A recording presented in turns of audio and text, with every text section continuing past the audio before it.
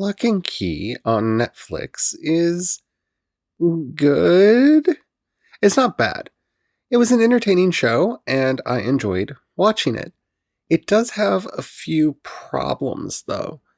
I found it to be a little bit empty in that we don't really get much character development, and what little that we get is only in service of the plot, so I don't feel like I know the characters all that much, and that's a problem. I understand why we didn't get a lot of world building because the characters don't know how the keys came about and they don't find anything that gives them a clue to that, even though they had at least one person they probably could have asked, but they don't in the season. And we'll talk about that. And it has one big problem that I can't talk about without getting into spoilers. But I really do want to talk about Lock and Key today on this episode of Project Shadow. Can you hear me? I have something to say.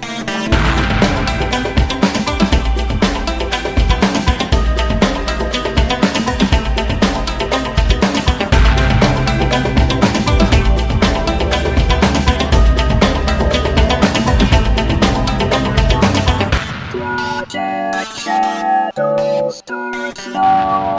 Hello everyone, how are you doing today? My name's Charlie. You might know me better as sci-fi fantasy writer and apparently romance writer C.E. Dorset. And today I want to talk about Lock and Key on Netflix.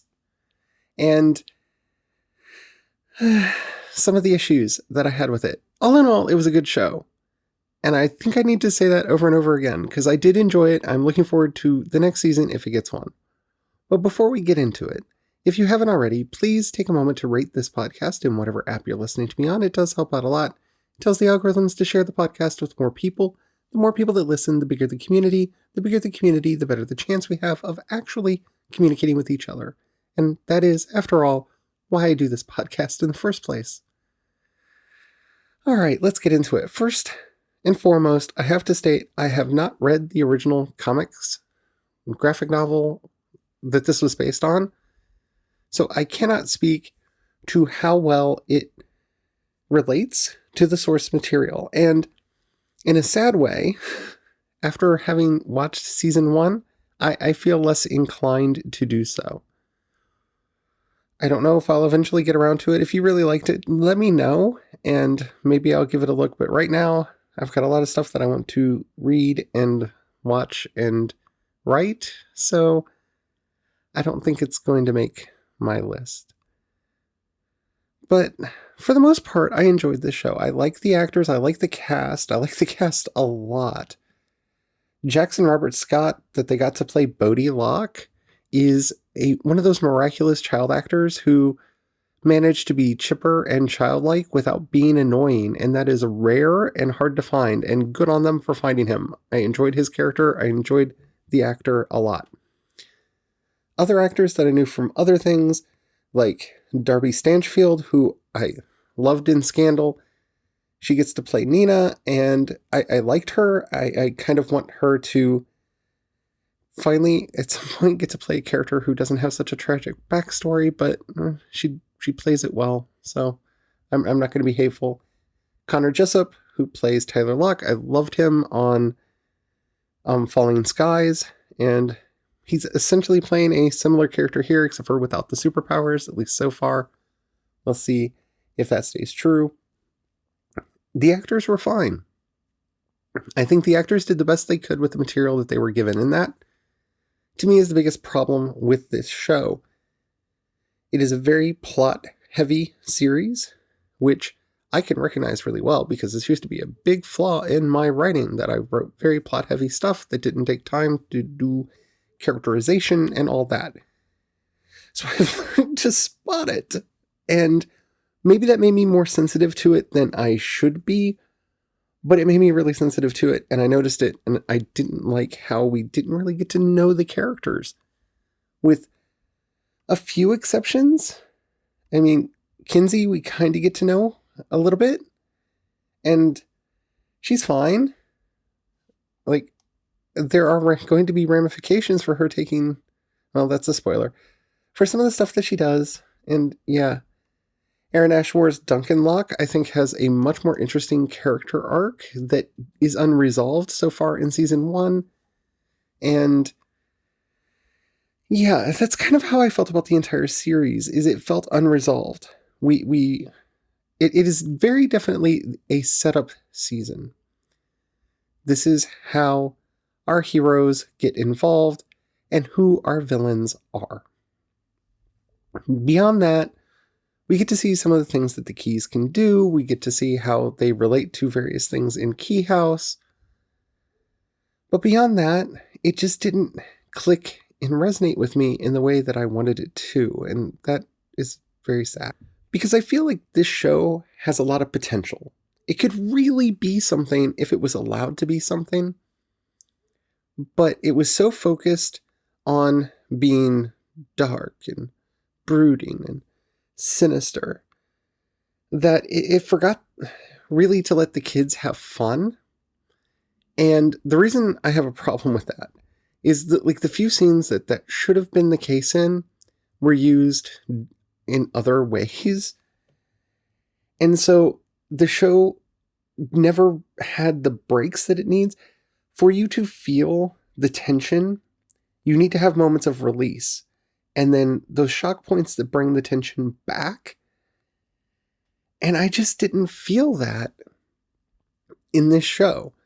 Like, from the very beginning with Well Lady, there was tension. We understood what the tension was, and it persisted throughout the series. It didn't. The best episode of the entire series was the one with Sam Lesser in it, and that's all I'm going to say before we get into spoilers.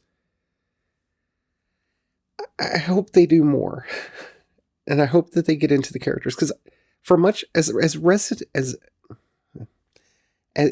much as I'm pulling back and not talking about it and not gushing over the series, I did enjoy it.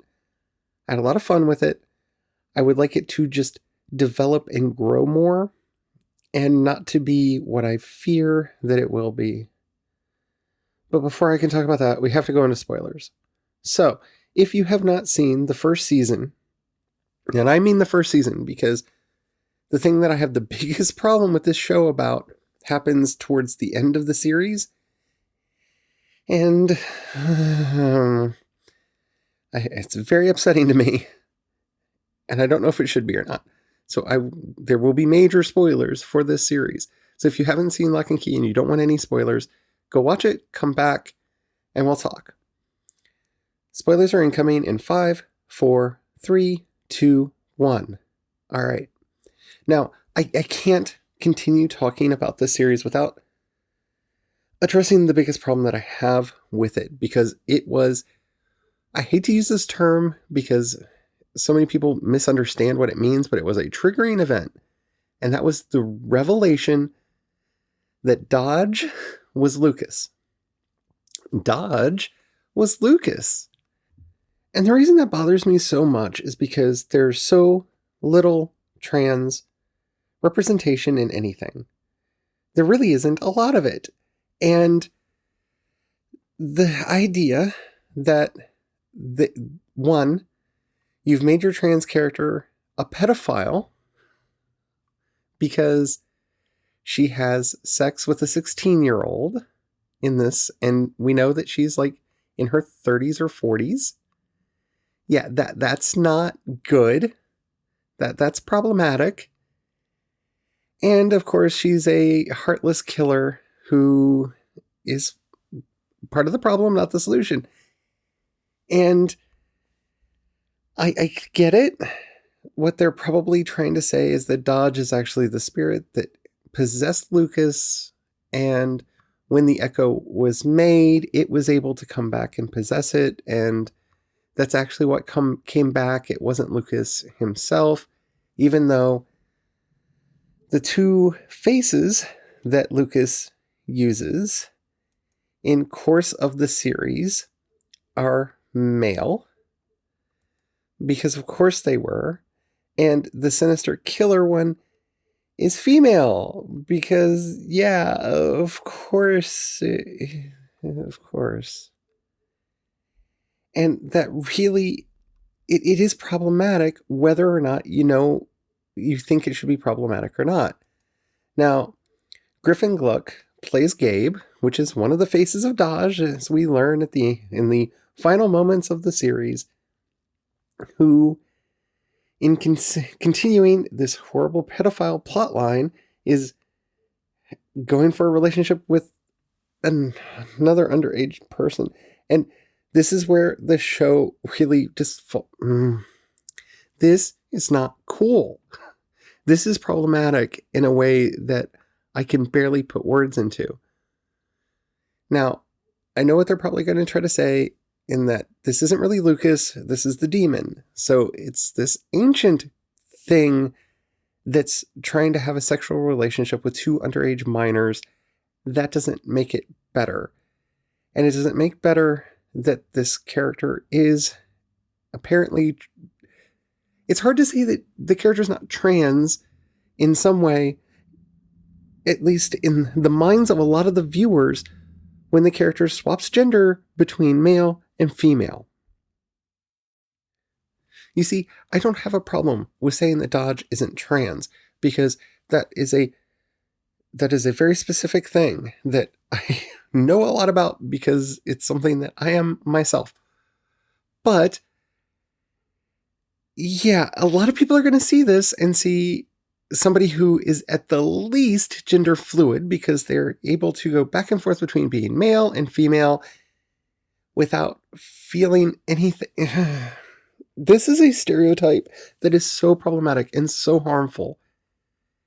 And it just gets thrown into the show as if nothing's going on. And the fact that you're also having this character have relationships with underage minors, I just can't deal. I can't cope. This is not good.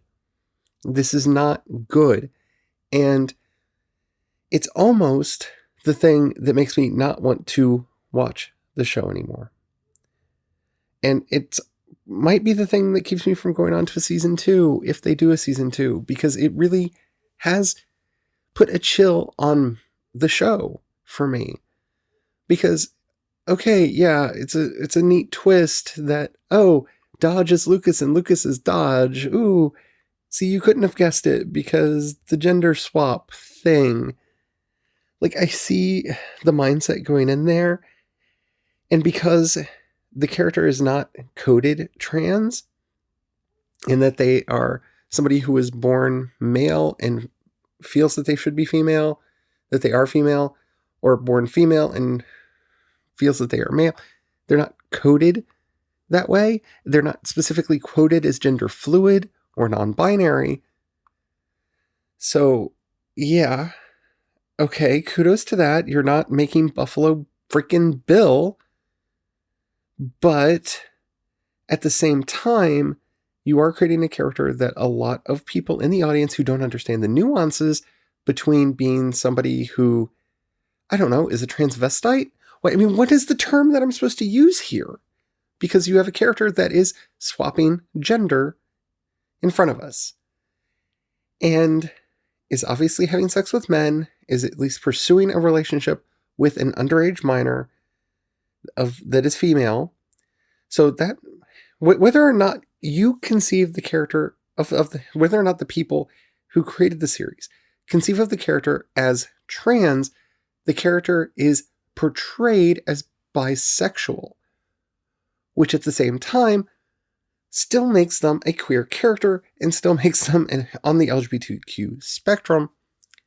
And with the horrible state of bi-erasure that exists in media, including the only out bi character in your show as this psychotic killer who just kind of wants the sex for entertainment and then kills the person that they have sex with, that's still not cool, man.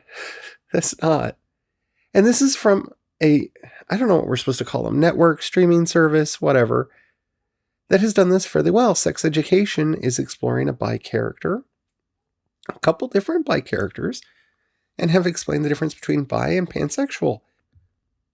But I'm sorry, I'm beyond the point where I'm okay with the only out queer character in your series being the psychotic murderer. I'm not okay with that anymore. And yeah, it would be a little bit better if you had representation in any of the other characters in the show. And I'm sure somebody is going to point out that in the comics, so and so is queer, or if you actually pay attention in the background, you'll see that this character is queer or something. But the, having watched the show and being one of those people who's always looking for the queer characters and looking for the queer coded characters, this is the only real one that stands out in this show. And this isn't the kind of show, at least this season of the show, that I'm likely to watch repeatedly to look for subtlety in the background. And it's kind of a big thing for me. And I don't hear anybody talking about it. And I'm loath to talk about it because it is a spoiler. It is a major spoiler for the show. And I don't want to be... I'm torn here between being that person who spoils media for people that haven't seen it, who don't want spoilers, and being that person who speaks out about what appears to be bad queer representation. And I may be overly sensitive about this, but you're playing into stereotypes here. Cold, heartless, psychopathic, trans and or bi, or gender fluid or whatever character who is pursuing relationships with underage minors. That is a bad stereotype and a bad look on your show, Netflix. And I don't feel like I'm reading too much into this. I don't feel like I'm reading too much into the portrayal of the character in the show, because whether or not they were intended, like I said, to be coded as trans or gender fluid or whatever, they are definitely being coded as bisexual, and that still makes them a queer character who is pursuing relationships with underage minors. And while that does happen, it is a harmful stereotype, especially when it is the only form of representation in your series. And I can't repeat it over and over again because I have. But it's one of the biggest problems that this series has, and it goes to kind of the thoughtlessness that led to a lot of the other problems that the show does have. It was fun. It had some really good imagery in it. The acting was, for the most part, really good. But this one revelation, which happens fairly late in the series, completely took me out of the show, and I found it really hard to impossible to get back into it. And I don't know, maybe I'm just being overly sensitive. Maybe. I know I'm going to be accused of being overly sensitive about it, but it's something that you have to watch out for when you're doing things, because it's not something you have to think about when you're writing heterosexual characters, because that is the default in most media. So you don't have to sit back and go, well, we've included a pedophilic serial killer as our villain, but they're heterosexual just like everybody else is heterosexual, so you don't have to think about what that says about straight people in your media. But again, when you don't have any other queer-coded characters in the show, because every other character seems to have some relationship to a person of the opposite gender that appears to be romantic in some way, it's upsetting. It is upsetting, and that's not what I wanted from this show. I wanted this to be one of those nice spooky shows that I could get into and really like and really enjoy, and this just took me completely out of the show. Completely out. And the revelation at the end, just, it didn't do anything for me. Okay, so Gabe is secretly Lucas and or Dodge, whoever that the Echo really is. Okay, well, that recontextualizes all the early stuff, which, to make sure that you get that recontextualized, we get a montage of all the earlier scenes. And okay, now there's the second one of the demon things out, but you've squandered the good faith argument that I had in you. So I just don't know what I'm going to do going forward if this gets a second season.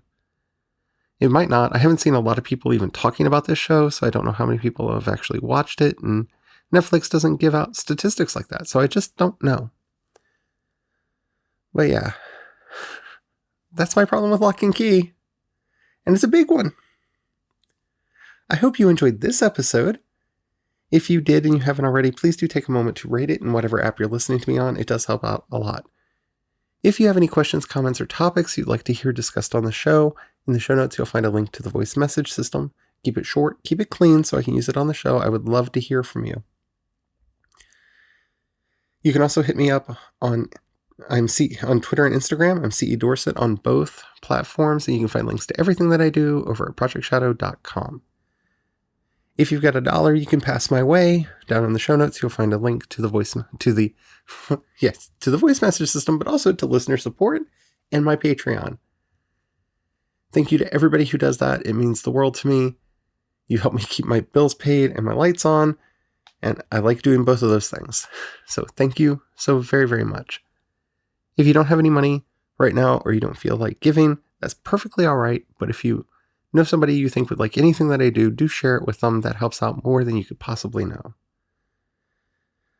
Alrighty, so I'm thinking about doing more stuff about music again. I've tried this several times on the show, and with mixed results. So if you have any ideas how you want that to happen, especially because I'm not allowed to play music anymore on the show because of contracts that I've signed, let me know what you think, because I really would like to bring that topic back. Anyway, until next time, don't forget to have the fun. Bye.